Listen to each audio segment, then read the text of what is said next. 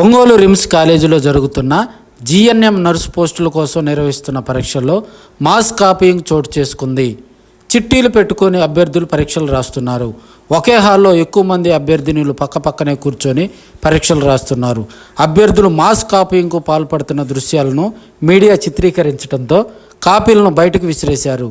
పారదర్శకంగా నిర్వహించాల్సిన జీఎన్ఎం పరీక్షలను పరీక్షా నిర్వాహకులు, నర్సింగ్ కాలేజీల యాజమాన్యాలు కుమ్మక్కై మాస్ కాపీయింగ్కు పాల్పడుతున్నారని విద్యార్థి సంఘాలు ఆరోపిస్తున్నాయి. వెంటనే ఈరోజు ఒంగోలు రిమ్స్ కళాశాలలో జరిగిన మాస్ కాపీయింగ్పై విచారణ చేసి పరీక్షలను రద్దు చేయాలని విద్యార్థి సంఘాల నేతలు డిమాండ్ చేస్తున్నారు.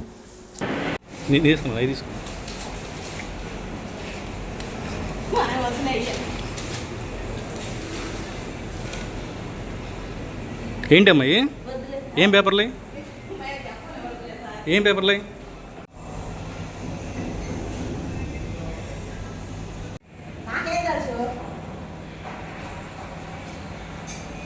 ఒకసారి చూపించు.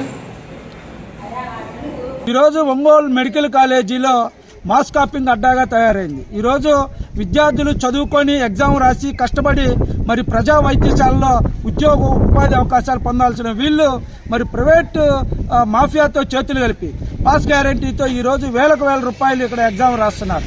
అంటే మెడికల్ కాలేజీ మరి జిఎన్ఎం కానివ్వండి, లేదంటే సంబంధించిన ఏఎన్ఎం ఇలాంటి ఎగ్జామ్స్ అన్నీ కూడా మాస్ కాపింగ్ జరుగుతుంది. వీళ్ళు ఏం చేస్తారంటే బయట ప్రైవేట్ కాలేజీలలో ఇక్కడున్న మెడికల్ కాలేజీ సిబ్బందితో మాట్లాడుకొని అదేవిధంగా మాస్ కాపింగ్ చేసేదానికి ప్రయత్నిస్తున్నారు. కాబట్టి వేలకు వేల రూపాయలు ఒక సబ్జెక్టు పాస్ అయితే ఇంత డబ్బులు అని చెప్పి వేలకు తీసుకొని మరి ఒకే ఎగ్జామ్ రూమ్లో 100 మందిని నెట్టేస్తారంటున్నా. ఈరోజు మీరు ఎగ్జామ్ ఎట్లా రాయాలి? ఒక పర్యవేక్షణ ఉండాలి, లేదా ఒక 100 మందికి ఒక 5 రూములు ఉండాలి, ఒక 50 మంది ఒక్క రూమ్లో 100 మంది ఒకే పేపర్ మరి మాస్ కాపింగ్ ఏమి రాస్తారు? వీళ్ళు వచ్చి రాని వైద్యంతో ప్రజలు మరి ప్రాణాలు గాల్లో కలిపే పరిస్థితి కూడా ఉంది. ఈరోజు ఒకటే చెప్తున్నా, ఒంగోలు రిమ్స్ మెడికల్ కాలేజీ ఎవరైతే పర్యవేక్షణ ఉన్నారో వెంటనే వాళ్ళ ఎగ్జామ్స్ మొత్తం నిలుపుదల చేయాలి.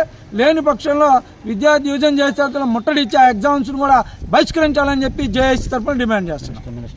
మంత్రి సత్యదేవ్ గారు దీని మీద స్పందించాలి. ఎందుకంటే